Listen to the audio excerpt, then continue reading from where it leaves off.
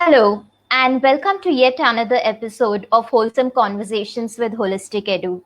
Now, you all know the importance of early childhood and how it influences the way we think, the way we process information, how it influences our brain development. And the entire world over, we've been big fans of the Finnish curriculum, the way they teach, the pedagogies they use. And who better than our guest to talk to you about that? Milla Mikkola is the CEO and the co-founder of Kindiedays, which is a digital solution which provides support for early childhood centers. And she's here today to talk to us about the importance of early childhood education and the need for holistic education in early childcare education. So let's call Milla. Hi, Hi. how are you doing? Hello. Hi. Hi. Very well, thank you. And thank you so much for inviting me today. It's great to talk to you. Thank you. It's our honor that you decided to join us, and it's wonderful to find someone from Finland world over. We've always been we keep talking about the Finnish curriculum and the way your schools run and the amazing different pedagogies that you use. So thanks for being here. We have a lot of questions for you. I'm sure even our viewers will have a lot of questions. So if you do, please put it down in the comments and we'll try and get Milla to answer as many of them as we can. So let's start with Kindiedays. It's an amazing solution. I've been through the product and the type of resources that you provide, the type of technology that you provide is amazing. But how did you come up with the idea? Yeah. So tell me about your journey from a facilitator to the founder of Kindiedays. Like, what made you start it? What was the vision behind it? Yes. So yes, how it started was that myself and my colleague, we were working in the kindergarten as teachers and manager. And we wanted, first, this was already 5 years ago, we wanted the families involved in their child's learning and in their child's activities. And that was the first spark that we felt that we cannot include the families enough in their child's learning and take the benefits of that. So vision, it has been to support and enhance the child's learning and the well-being. And we very much believe that families are a strong part of that. And also the Finnish curriculum strongly emphasizes that the family and the learning center collaboration is crucial for the best of the child. So our vision was to get that kind of all the holistic opportunities in learning visible for both the teachers and the families. And that's what Kindiedays has It's been all built about. So let me share the. Would this be the time for me to share your first slide? Would you like to get that up? That would be really good. Yes. Okay, let me do that. No problems at all. So this was the image you had shared. 1 second. Yeah, this was the image once. Yep. So tell us about this. Yes, so I just wanted that you can also visually understand that where we are coming from. So it is a digital solution which combines the families, the teachers, and the manager of the preschool. And it's about the child's learning and documenting those important moments and getting to view afterwards and in real time the child's learning journey. So that's what especially Kindiedays is about. But I will perhaps refer a little bit into Kindiedays during our discussion, but just that you know where we start from. So that's what Kindiedays is about. And yes, it is based on the best practices of Finnish early education, which means that the child's learning journey must be documented and the families need to be involved. Okay, wonderful. So there are two major takeaways that I get from what you've said so far. You've talked extensively about the involvement of the parents, and you have spoken about documenting the child's milestones or progress in the learning journey of the child.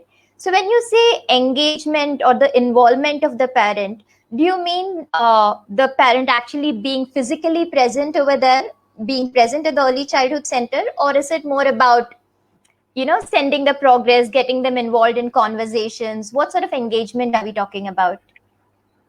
Yes, good question. So no, not physically present, but involved. So not so that the families only get to know about how the child is doing in the center, how they are learning, what are their needs, maybe where they are at in their development. Not that they get to find that out in a midterm assessment or in the end of the year, but that the collaboration is ongoing. And of course, it's important that the families and teachers meet face to face. That should not be underestimated ever. But just to strengthen that collaboration, a solution is also helpful for sure. Right. And yes, from the Finnish curriculum perspective, so families are really invited to be part of the children's development planning as well. So families know their child best. So they really, the teachers also benefit when they involve parents in that sense that they ask in the beginning of the child's daycare or the preschool journey that what is the child like and where they are at. And then together they share over the time that where the child really is at and what can they do next to make sure that the child is on the right track. Right. Yeah, that makes sense. I mean, we also talk so much about prior knowledge, right? Like when we look at each child as an inherent being who comes with a certain amount of knowledge, if you stop looking at them as a blank slate on which we are going to do some molding, but if you say that each child comes from already a rich culture of knowing their own, like in India, I think we come from different languages, different cultures. So within a certain classroom, you'll have Hindi, Malayalam, you'll have children who already know so many words and so many customs, and they may already know what the Malayalam word for mango is, but may not know the word mango. So also getting the parents involved, I see, gives the parents, gives the teachers that edge over knowing the child that much better, knowing their prior knowledge, knowing their interests, and then using that to build on learning. So, okay, wonderful. Exactly. So I see that. That's what the whole involvement of the parents is about. We also talked about. I was reading the Finnish curriculum, and I was also looking at India's curriculum. Even if I looked at the existing one, and then of course we have now our new national education policy, which talks a lot about joyful learning. It emphasizes a lot about experiential learning, integrated learning. And for early childhood, it talks a lot about play-based learning.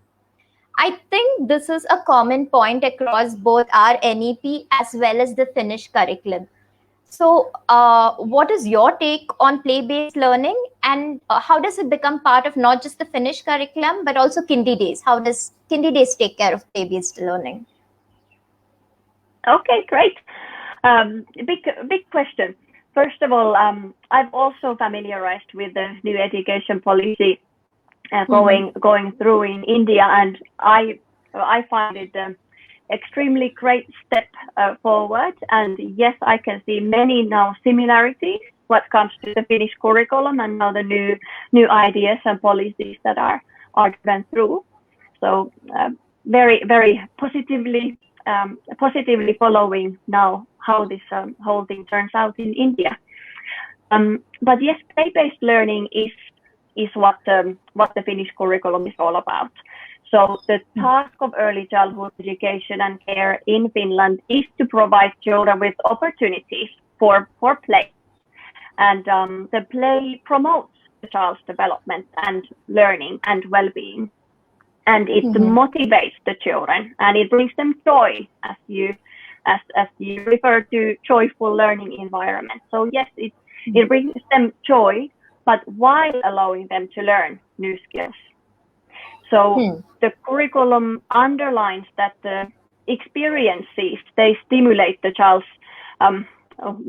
want for curiosity and interest, and it all inspires them to play. But the children then again, they don't realize that the play is a vehicle for learning. They are just naturally curious and naturally playful. It's then us adults that need to take advantage of that natural curiosity and connect the learning and the playfulness, and that's how you can get into great results. Sure. And maybe then, yes, if I give an example of a playful activity. So you could, for instance, in Finland, in the preschool setups, they have like a house and shop area. Where the children can go, and there are dolls. There can be beds for the dolls, cups and plates, maybe money, food items, a cash register, and children can play there. It doesn't mean that is a wasted time for the child's learning. Quite the opposite. In that kind of house and shop area, you can connect mathematics, you can connect language, physical development, social and emotional skills. And all of that the child is practicing while playing in that kind of house and shop area. But then what the adult can do is to observe the play. They can also participate in it by, for instance, asking questions. That's how much does the milk cost in this shop? Which one is more expensive, the milk or the mobile phone? And so many concepts you can teach through playful activities, and the children can learn on their own while playing. And I think then you had the question also related to Kindiedays. So then naturally also what comes to assessing the children's learning moments. If we in Finland, since they get to play a lot, the adults, yes, they can take part in the playful activities, but also they are there to observe the child. So then if the child is, they are playing, that they are selling and buying something, so it is a great moment for the adult to realize that the child is able to rank, count, compare. Or maybe the child is going through previous night's argument with the sibling, and the teacher can learn so much about the child by observing. So, and then again, that connects back to Kindiedays, because that's what we are. We provide a solution where you, as a teacher, can document those important learning moments. So, okay. Okay, that was I think a two-layered question and a three-layered answer. So we also touched upon documentation, right? We also touched upon learning movements, and we talked about play-based learning, of course. So something else we talked about here is, which is probably coming to the second part of the question, or rather the third question, on the child's learning journey. Like when we talk about pedagogical documentation or documenting the child's learning journey. And this is also, I think, a part of holistic assessment, where we say that how do you assess the child without reducing them to a mark? Like when I look back at, like, say, my school days, the only interaction first that parents would have with the school is on the day you get your report cards. And on that day, you're reduced down to a number. You know, your grade 1, grade 2, grade 3, and depending on that, you're either very happy or very sad that day. But you're just that number. Whereas a learning journey, like just the word journey, indicates that it's the process and not the product. So tell us a bit more about that, about how you document a child's learning journey, and whether it's holistic. Do you also document the emotional and the physical growth, or is it only academic? Yes, very good. So first of all, to mention that pedagogical documentation is an important part of the Finnish curriculum. So we do not assess the children, and so assess by in the way you just described, that there would be an assessment after a couple of months that ticks boxes or doesn't. But yes, so when children are given the opportunities to learn by experimenting and playing, like we discussed, so and not filling worksheets, so then yes, the assessment methods also need to change. Even though playful learning is underlined in Finland, it doesn't mean that the children's learning would not be evaluated or the education would not be evaluated, and children were just wildly playing all over the preschool. It is also assessed and documented and followed, and actually very carefully. But yes, we have to change the assessment method.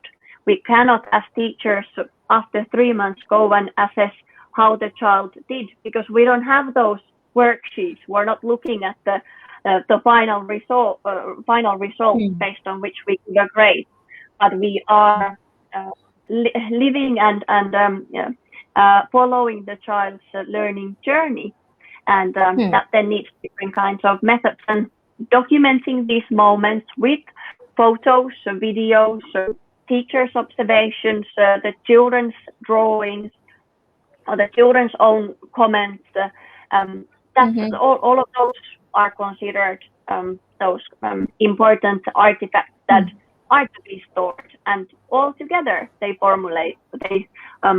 give this kind of formative assessment of the child's learning, and it is authentic because those evidences have been collected in that actual learning moment, and they don't come from the teacher's memory after a couple of months. That's good. I mean, the fact that it's formative, the fact that it is continuous and it's comprehensive is so much better than a report card at the end of the year, which just says, did well, did not do well, or needs to do better, which is the most vague statement ever. But that's it. That's it, exactly. But as I've read and understood now, also the new education policy is underlining observations as an important way to assess. So very good. Yes, it is. Observation and documentation is now being part of it. Also, one thing that has come up as a part of our NEP is theme-based learning. The importance of having an integrated theme-based curriculum. Like till now, we've had a curriculum which is very fragmented. So we've had science classes, maths classes, and the different subjects which are existing in silos by themselves. There is no intermingling, there is no interaction between the subjects, and the students also look at it as 40 minutes of a class. I learn maths and then I close my textbook and go on to the next. Or in the case of preschools, you do activities and then go on to something else. But now there is emphasis on theme-based learning.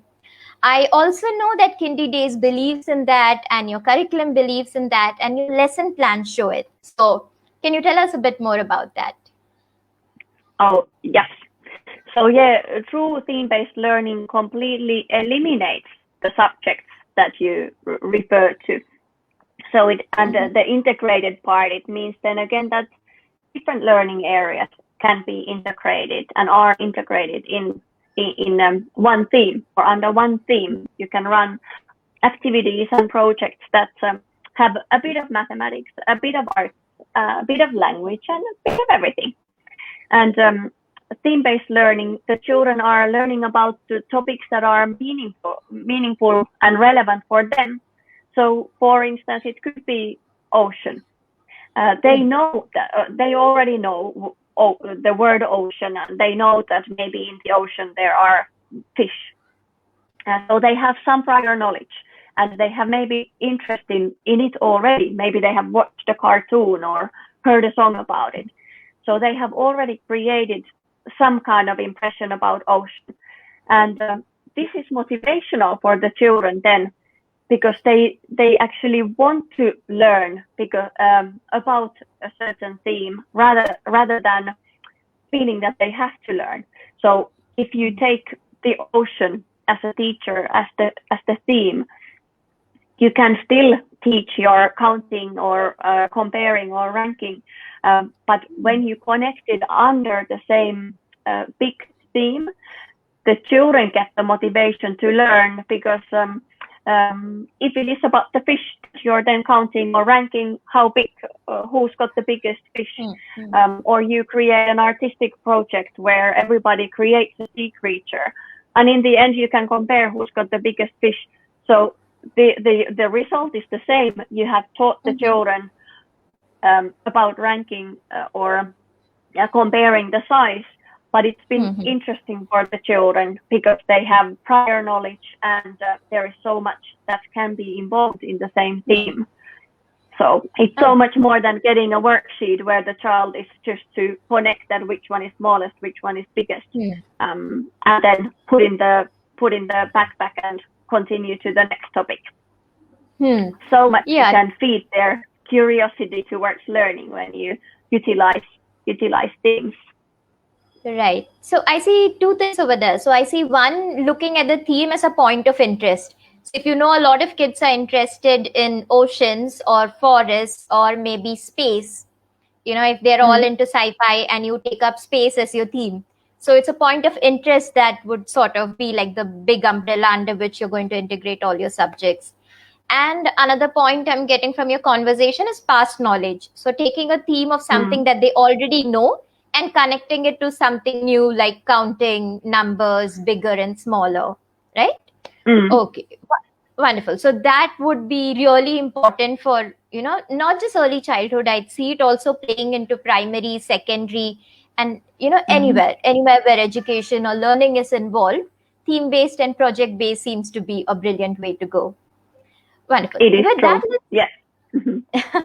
Right. So something else that comes up a lot when we talk about early childhood is, you know, like these golden years, the fact that 0 to 8 years is when the brain grows the most rapidly.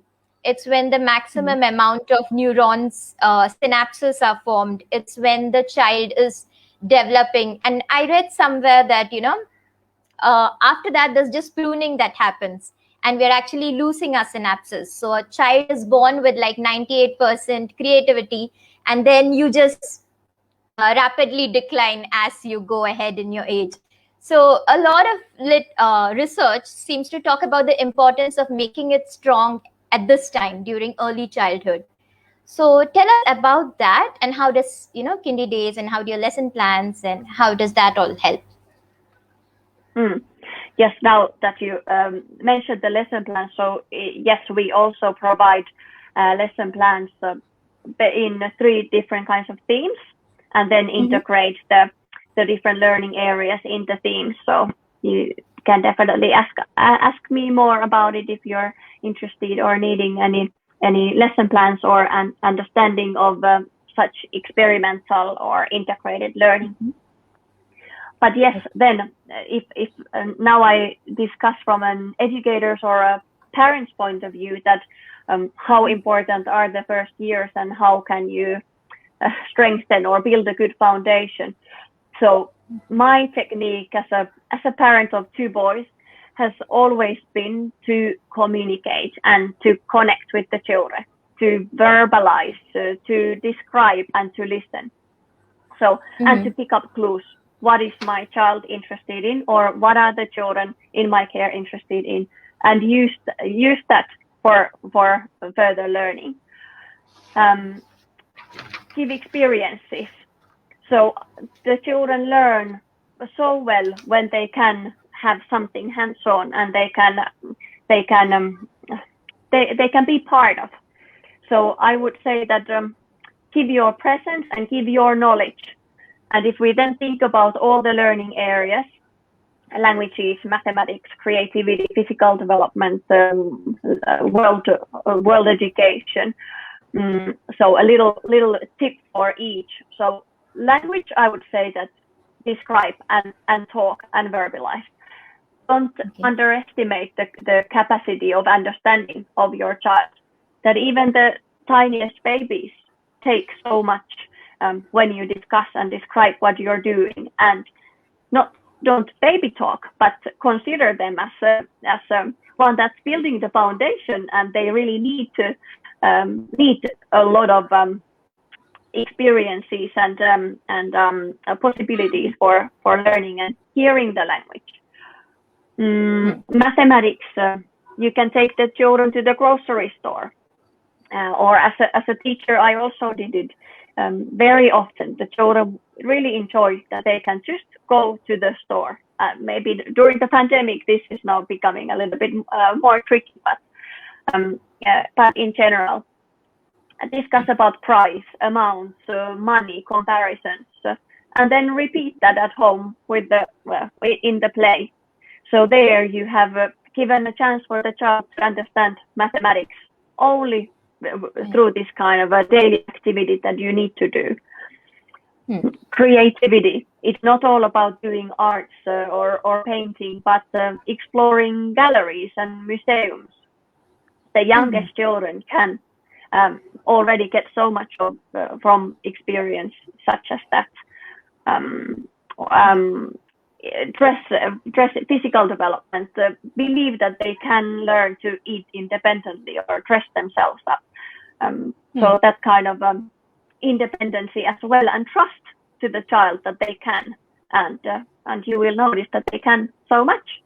But I think I can't stress it enough that experiences and really having them part of your life, and again you being part of their life, I think that's the best way to build the foundation. And I have to mention that quite recently some parent contacted me and asked that can we provide lesson plans for their 10-month-old baby. And I would say that the best lessons that you can run are exactly that, give experiences, play with the child, and that you don't need anybody to tell that what kind of worksheet or what kind of lesson to run. They learn through experiences and play. That's so true. Yeah. So we've been talking about the importance of the brain development in the early years. Also, there is a concept of windows of opportunity, right? So we have this concept of how there is a certain, like when a child is ready to learn something, and at that moment, if you're able to give him that skill set, the amount of effort that is required for him to grasp the concept is much lesser.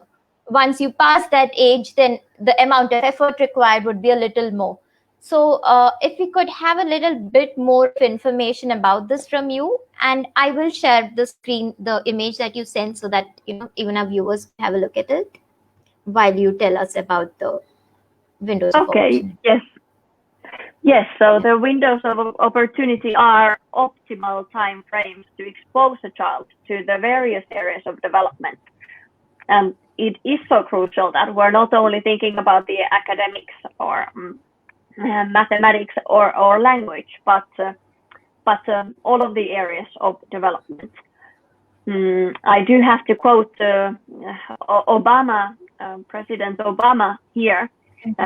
He also referred to the windows of opportunity, saying that research has shown that the early years in a child's life, when the human brain is forming, represent a critically important window of opportunity to develop a child's full potential.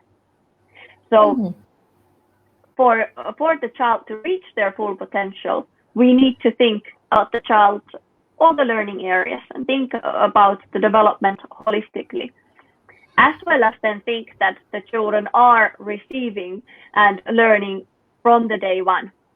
So yes, if you share you have the windows of opportunity picture in front of you.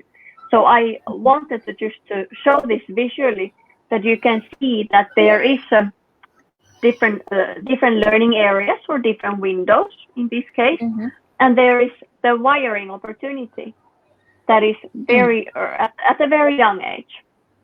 And then you can keep learning and keep enforcing the skill for the years to come. But the wiring happens at a very early age. So now if we look at the language skills, the wiring happens already by the age of 2. So if the child has not been given or has not been spoken to and spoken with, even if they didn't answer ever, if they are not spoken to, the wiring opportunity has already passed, and then it is only more difficult to learn afterwards. Right. So have to keep in mind that the experience, it wires the brain, and then with the repetition you can strengthen the wiring. But again, the experiences are so important. Right. Okay, I'll stop the sharing here then. So what I get from what you've said is you talked about the language, and for every skill like that, we're saying there's a window of opportunity at which time it's the least amount of effort required and the quickest that the child is going to grasp that. Wonderful. In the sense, I don't think we ever realize how important this is. Like when I heard about windows of opportunity for the first time, I was totally blown by the fact that, there is something like this, and how many parents know that it exists, and how crucial it is for us to know that and, do it at that time. Try and engage the child in language, try and do a little bit of serve and return and have those sort of interactions with the child. So that's about the windows of opportunity. Now, a lot of what you said was about engaging the parents, involving the parents in the child's daily activities in terms of the learning journey. Now we have the first transition, the child who is going from a very small microsystem to a more formal setup where he's meeting other kids, he's meeting other adults for the first time. So how important is it for the parents to be involved in this transition? Yes, well, very important. And telling about the Finnish perspective and Finnish curriculum. So all the children that go to the early education center, when they start there or when they start in a new center, so they are given this kind of individual learning plan. So they assess where the child is, or they discuss together with the families where the child is, how the child, for instance, communicates, so that it's all easier in the center. But then all the time the families are encouraged to be involved. And according to the Finnish curriculum, encouraging feedback that describes the child's learning and development is very important. And when I say encouraging feedback. So we don't give, we don't tell the families that your child is able to do this, this, and this, but is unable to do this, this, and this. So it's not from the negative perspective, but it is the positive moments that the child is experiencing and learning that are shared with the families. And then discussions between the parents and the teachers on the child, they are very important, and they create the foundation for the holistic learning. That it's so important that both parties are on the board. Okay, so tell me. Yeah, I was still thinking that it's also the family involvement also then helps to extend the teaching outside or to the homes. That if the families know what the child has done and learned during the day or during the week, they can then talk about it in the evening. They can even continue from it at home, and then again the child is better off back in the center, back in the preschool, when they have learned a little bit, or maybe they have learned new dimensions about a certain topic at home. Going back to preschool, again, the teacher can build on top of that, and so the child's learning is on a stronger sort of basis, if instead of if the teacher did it all on her own. Yeah. That makes sense. So let me share my screen once again as we talk about how Kindiedays does this. You've given us a lot of examples of how parents should be or can be engaged with early childhood centers. So let me also share an image, and you can perhaps tell us how Kindiedays helps parents remain engaged. And Mm, yeah, so yes, I'll quickly do that. yes. Yeah. And in the meanwhile, I can I have recently read that in India, CCTV cameras are becoming more popular. Yeah.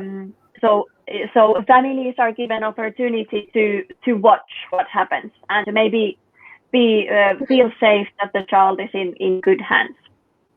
Yeah. Also, perhaps photos are taken and shared via WhatsApp. So these are both for the families so that they can watch over more so, but it doesn't Mm-hmm. build the trust that the Finnish curriculum is discussing, the trust between the teachers and families and the true collaboration. So the involvement means that the families get to see also under the surface so that they understand the pedagogical objectives the children are engaged in and that they have two-way collaboration, not only that the teachers are doing something and the families can watch over what the teachers are doing. So Mm-hmm. this kind of trust is very, very important really good for the child, that the child also can feel that there is a trustful relationship between the teacher and the family. Mm. And if parents get to follow their child's learning moments and the learning objectives they practice, they are able to enforce the skills or topics at home. And then the trust and maybe appreciation towards the teachers also grows when the families understand more than that everything is safe and well in the center, but that they can see that what are the objectives, that the objectives for pedagogical activities that the children are practicing, and what are the goals that the teachers have for the activities. Then again, the families can see what the children have learned and realize that the preschool is really providing quality education and my child is really progressing in the learning journey that has been planned for the child. And yes, that's then what Kindiedays is also about. So it is about this enhancing the children's learning and making sure that everybody knows, everybody involved knows where the child is at in the learning, and that's done through portfolios. So as the teachers document those learning moments that we were discussing about, it all automatically compiles in the child's portfolio, as well as then the families can see it in real time through the family app, and also then the management can follow different statistics about the children's learning or the groups or the whole center's learning to make sure that they are providing quality learning and all the children's learning is considered. So it is also that it is the unique child perspective, that every child's learning, they don't have to be on the same page and they don't have to know the same results at the same time. But teachers need to know what are each child's strengths and where they are so that they know what to offer next. Okay, let me stop the sharing now. And yeah, so we've gone through we've gone through what Kindiedays offers as a technical solution, and a lot of takeaways I've got from this conversation was parents' engagement, creating a platform where the parents can remain updated on the child's progress, and looking at the progress as a journey and not just that yearly assessment that happens at the end of the year. Also, something when you spoke about the windows of opportunity, when you spoke about the importance of play based learning, and how your lesson plans also emphasize the importance of theme based learning. A lot of these things seem to be, things which are in the NEP, and we will start implementing it now, even if we haven't already. So I would also look forward to that, to collaborating with Kindiedays, and if together we can. I'm looking forward to that together when we can get these sort of solutions to the preschools in India, and I'm sure it'll be a wonderful moment. So thanks a lot. I would like to, yeah. Thank you. And holistic education. So in Finland as well, it is very important that all the learning areas are in balance. That's what you are also underlining, that the new education policy and yourself are driving towards giving recognition also for social skills, emotional skills, and so many other skills, and not only the academics. So that's also that we can guarantee that all the learning areas are taken into consideration, and children are given opportunities in all the learning areas. So that's a difficult one to change, because if now the teachers have very much focused on certain learning areas, and from the national level they are now told that they must also cover all these other areas. So it is a challenge, but it is very crucial for the children's development and well-being. So you're doing important job for driving this forward. Thank you. It's I'm sure together we'll be able to drive this change forward and bring about that. So I look forward to that, and I would like to once again thank you for being a guest on our conversations. It has been wonderful. Thank you so much, Pooja. Thank you. Thank you so much. So take care, and we will keep talking. So let me just end the broadcast. Thank you.